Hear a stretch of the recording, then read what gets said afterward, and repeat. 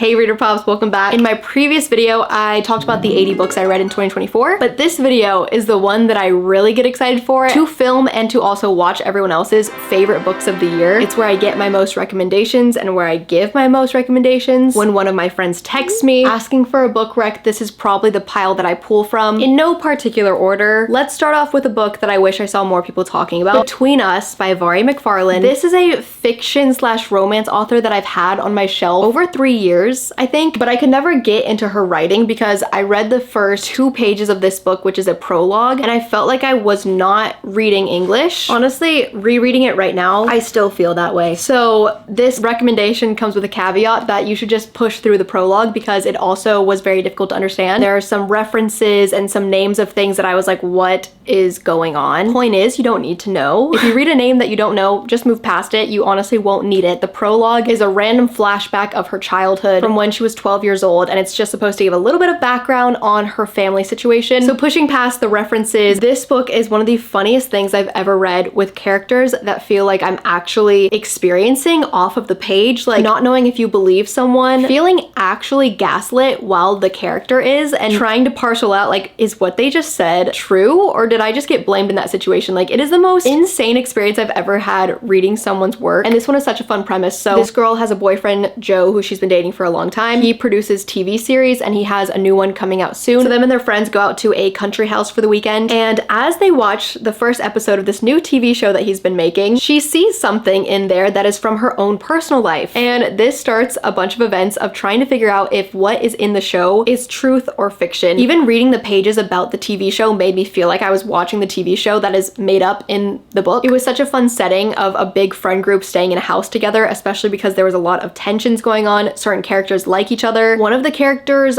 sleepwalks or something and walks in on someone, and it's like the funniest scene I've ever read in a book. It's just such a page turner and you wouldn't expect it because you want to find out if it's a truth or a lie, and she goes on this mission to seek someone out and confront them, and everything about this book was absolutely amazing. I wish that more people read Vari McFarland books because this is one of like 5 books that made it onto my favorites of the year list, which is crazy. Please read this. I might as well recommend the other ones very quickly. Mad About You is about a wedding photographer, Harriet, who just got out of a long-term relationship and she needs a new place to stay ASAP. So she moves in with a man named Cal Clark, and she realizes that this is the man that walked out on his own wedding that she was supposed to be photographing. So it's like a strangers with a weird mystery behind them because they're not totally strangers. Like, she knows of him but had never met him, and then they're roommates, and then they're friends, and then there's something more than friends. This book is crazy. I forget the end. This one also deals with a very toxic relationship, but I love the subplot of romance in this one. Unfortunately, all of the romances are subplots, but they still feel like a big part of the main plot because she slow burns a lot of them. Like, they just become really good friends at first, and yeah, enjoyed every second of this one. Okay, taking a hard left turn, I read The Great Gatsby this year because one of my best friends said that she really enjoyed it and that it was a great summer book, which really intrigued me because I've never thought of The Great Gatsby as a summer book. But it is true, something about the writing style of this felt so easy to fall into, and I didn't stop reading it until I finished it. I circled this part and I said, best description of a smile ever. And the quote is, it was one of those rare smiles with a quality of eternal reassurance in it that you may come across 4 or 5 times in life. It faced or seemed to face the whole external world for an instant and then concentrated on you with an irresistible prejudice in your favor. It understood you just so far as you wanted to be understood, believed in you as you would like to believe in yourself, and assured you that it had precisely the impression of you that at your best you hoped to convey. Yeah, I don't really need to spend too much time on this because it's The Great Gatsby. I think you've heard of it, but if you haven't read it like outside of a high school curriculum, I highly recommend it. I do not think it will disappoint, and you get to say that you read a classic. Also forgot to say that Vari McFarland books, so far as I've read them, do not have any spice in them. There's that. Speaking of no spice, Happiness for Beginners by Catherine Center. I wish more people talked about this book too. The sentences are short and snappy. This book is funny, but the characters feel very real. Helen is 32 years old and she's freshly divorced, and she feels like she just doesn't know her way in the world anymore. So her little brother Duncan convinces her to go on this really intense survival camping trip in Wyoming. But what she doesn't know is that her little brother's best friend is also going on the trip, and this best friend has had a crush on her ever since he went to her wedding. So there is an age gap in this, but there's something about the trope of being so openly in love with someone. It's just not done that often, and it is so good. It's done so well in this book. It was making me laugh. My jaw was dropping dropping. I was swooning. It was embarrassing. And I am very uninterested in camping in my real life, but in this book, it was fascinating. Every character was interesting, and reading about the camping and how to survive was also very interesting and fast-paced, kept you on the edge of your seat. And her books always just end up being heartwarming, so much so that this book became a movie on Netflix, which I personally didn't like, but someone commented on my other video that it was their favorite movie. I think it's just, you know, in comparison to reading this book, hard to live up to, but I highly recommend this. I feel like you can recommend this to anyone of any age in your life. This is another Catherine Center book. This one is a very different vibe though. This was her new book of 2024, and this one is older. So this one is more on the literary fiction side. Like, it's very much so about Helen trying to find herself on this camping trip, whereas this one is more actual rom-com. Emphasis on the witty and funny dynamic between Emma and Charlie. Emma's dream is to write screenplays, but she doesn't get the chance because she's taking care of her father. And Charlie is a big-time screenwriter who lives in LA. He's already very successful, but he wants to write a romance screenplay, and it's horrible. So Emma gets the opportunity to help him fix it, and they have to collaborate together to write this romance script. And he's flat out rude at the beginning of the book, which felt scary because it's like, how is he going to redeem himself? But somehow he does. And just like all of her other books, it was fast-paced, it was sweet, it was heartwarming, there was no spice, there was something at the end that made me cry, and then it stitched me back up, like she always does. And Catherine herself painted this rose on this book for me, which is so nice. She's so nice. She is also a Texas local, so a lot of her books take place in Texas, and I just love all of her books so much. I'm trying to mix up the books that I show you so that they're not all in the same exact genre. Reckless by Lauren Roberts. This is the second book in the fantasy romance trilogy. It's young adult. It's enemies to lovers. She has silver hair. I feel like everyone knows about this series, but if you don't, I highly recommend it. If you're not even into fantasy, it is super easy to get into, and it's the closest thing I've read in a long time that gives me the same feeling as I had in middle school, reading all the dystopian series and being so hyped up about it and just having so much fun and losing track of time because you're reading them. So I feel like this is a good recommendation for those of you who are younger in my comments asking for what you should read. I'm always so nervous of what to recommend because it feels like a task with a lot of responsibility, but this series is just a fun time with fun plot, crazy plot twists, and fun banter and romance. I was not expecting to give this next book 5 stars, but I did, and that is The Prisoner's Throne by Holly Black. This is the second book in a duology that comes after the Folk of the Air trilogy, which is a young adult fantasy series with a subplot of romance, even though I'm obsessed with the romance, and I emphasize it a little bit too much. This is like a classic from 2020 Book Talk, I think, maybe earlier. It might have even made its rounds on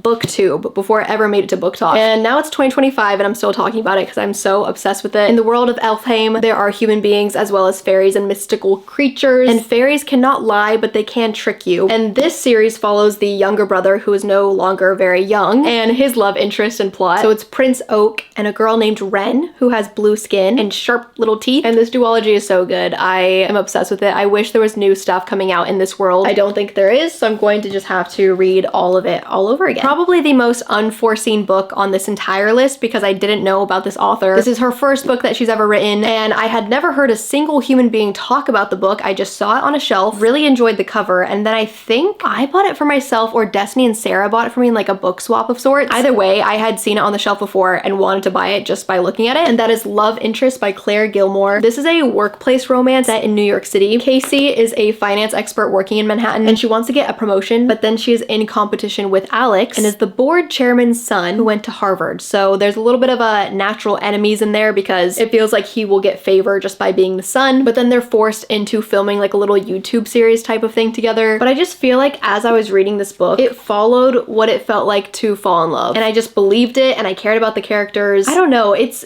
honestly such a simple romance book, but it did everything right for me, and I actually fell for the characters, was rooting for them, wanted to fall in love. I liked the setting, I liked everything about this book, and I need to read her new book as well. But yeah, just was not expecting this at all. It's just very rare that you pick up a book off a shelf without knowing anything about it, and it happens to be a 5-star book. Just crazy. And then this is a book that I had heard about for a long time. It was pretty popular, but I didn't know if it was going to be my thing, and it honestly probably wouldn't have been until this year when I started to like romances that were more literary fiction in writing style, which is hard to explain, but I feel like it's less literal, more flowery and clever, and in third person, which is a huge one because you're not just in their thoughts. And that is You Again by Kate Goldbeck. Apparently this is similar to When Harry Met Sally, a movie I have not seen yet, but these characters in particular are so unlikable. This is also set in New York City, and I love how much it commits to a season on the cover. Ari is a comedian, and Josh is a rich boy in the culinary world. Ari is dead set on never committing to anyone, does not believe in relationships or true love, and Josh is the opposite, but they hate each other at first. And there are a few time jumps, I believe, in this one, and the characters are mostly just being frustrating for the entire thing, but I think it's the writing style that I loved so much, and she really did a great job of making them just friends for as long as possible, and that was a little bit insufferable for a long time, but I loved the declaration of love at the end, and I loved how she wrote. I have a lot of highlighted things in this. It almost kind of feels pretentious, which I think is my book taste. So the dialogue was just so good. This is just an example of loving unlikable characters and all of their pretentiousness. This one did have spice in it though. Okay, let me just talk about my favorite book of the year. I don't want to put it last because I want people to see it, but this is probably in my #1 spot for favorite book of the year. The Ministry of Time by Kaylee and Bradley. I've talked everyone's ear off about this book, so I don't know what more to say to convince you to read it. If anything, I give more warnings before recommending this book because I think the reason that I like it is so specific. And when people don't like it, it makes perfect sense to me. I'm not shocked at all, but it did everything right for me other than the first 70 pages. I was very bored, although I don't think I would be the second time around, knowing how much I love the writing style and kind of understand it now. This is her debut novel, so I didn't know what to expect, and I had really low expectations. I think the thing that throws off a lot of people is it seems like it's going to be like a boring historical type of book because it's about the UK government that figured out time travel, and our nameless main character gets paired up with this guy from the 1800s who was a naval officer, and so in between some chapters there will be a page about like Graham Gore, the 1800s naval officer, and just a straight up history recitation of what happened. And I think that was pretty unnecessary. We could have gone without that. I think just knowing that he was an 1800s naval officer and was set at sea when he was going to die was enough information for us. You could honestly skip those parts. I don't even think it would affect your reading of the book. Emily Henry, who I love, has a review on the front that says electric. I loved every second. So I'm glad that her and I agree. But I think it was more so the way that this book was written and the very subtle themes that were woven throughout it, as well as the plot twist at the end, that makes me love it so much. And the themes just so happen to strike so well with me personally, and I am aware that that is why I'm so obsessed with it. So if these themes sound like something that would resonate with you, then I really recommend reading it. One of them being if you have a parent from another country, if you do not look like your parents, if you feel not very in tune with your own culture, and if you have ever experienced grief, and if you like sci-fi a little bit, time travel, interesting, and if you like really flowery writing with outrageous metaphors and a tension-filled forced proximity type of romance, this book is for you. Caveat being, it's not a forced proximity romance book. It's not just a sci-fi book. It's not just a book about those themes. It's a little bit of all of them. So if you're expecting it to commit to any one of those things, you will be disappointed. I think you have to just go into this book so open-minded because I think it breaks so many boundaries and it doesn't commit to any of them, and that is why I respect it so much and why it hits so much. And regardless, I think it will be one of the most unique books that you've ever read. So for that alone, give it a shot. On a light and easy note, Same Time Next Summer by Annabelle Monaghan. This is my favorite Annabelle Monaghan book I think I've ever read. I've read Nora Goes Off Script, this one, and then Summer Romance, and this one is my favorite. This is a romance book written more literary fiction-esque. She is engaged and planning her wedding to this doctor man who likes green juices. That's like the only description we really ever get of him. And she's back at her childhood home. Her family's kind of just around her, helping her plan the wedding. And her next door neighbor, Wyatt, who is her childhood love, happens to be back in town randomly, and she finds herself having all of these old feelings coming back, and that is one of my favorite tropes of all time. So that, mixed with how she did it, I absolutely loved. But some people will not like this book because they do not like the fact that she's already engaged, which I feel like is also a reason I would normally dislike it. I don't know what she did, but I didn't care in this book. It's a great summer read, and I couldn't go to bed until I knew that our main girl, Sam, was okay. Okay, we have 3 more. Funny Story by Emily Henry. I feel like I don't need to like recommend this one to you because you probably know about this and have heard about it, but I also can't not put it in this video because I'm obsessed with Emily Henry. As far as favorite authors goes, she's like, you know, top 5 at least, top 3 for sure, and she did not disappoint with this one. That's all I'll say. And then another book from another author who is already one of my favorites because I've read so many of their books now, Ali Hazelwood's love on the brain. This is just another STEM romance. Like, I really don't know what to tell you. The plot gets kind of crazy at the end, and I always remember that, but I enjoyed it. Sometimes I think books should be outlandish. Like, she was sitting at home behind the computer and she was like, I could just write this because I want to. And I ate it up. My heart was beating faster reading it. I really like the setting of this one. They are in Houston, Texas, working on a project at NASA. And pretty much all the tropes of the guy and the girl were the exact same, and I ate it up. She is funny. She does tension very well. And yeah, I love it. Her books do have spice in them though. And lastly, if Ministry of Time is number one, this one is a close number two. Honestly, on the same level of enjoyment as Ministry of Time, so I can't really be ranking them, but that is Just Last Night by Vari McFarland. This follows a friend group of 4 friends. Eve has been nauseatingly in love with one of the guys in this friend group for like over 10 years, and then a tragedy strikes this friend group, and it is a lot about grief. So a lot of this book is very sad, so I don't just recommend it to anyone, but shocking secrets come out, having to grapple with that, and then having to grapple with realizing that someone wasn't who you thought they were, and being in love with someone who maybe you shouldn't be. Also, just having a crush on someone for so many years, I feel like is not something that is seen a lot in books unless they end up together, and this book described that really well. And her writing is just very clever. I can tell that she's just witty and smart herself because all of her characters are always very witty and smart. I read this on my Kindle and I had 66 underlined quotes by the end. Some of them were like full paragraphs. The subplot of romance at the end was amazing. I was laughing and kicking my feet, and I read sentences in this book that described my life experience in a way that I could have never described myself. So I highly recommend this one. Just know going into it that it's going to be a heavier topic for a lot of it. Those were my favorite books of the year. My voice has gone away by the end of this video. Please recommend me your favorite book, and hopefully the book I'm writing will one day become your favorite book. And for updates about that, you can go to my Instagram at Pham. But until then, I will see you somewhere else on the internet. Bye!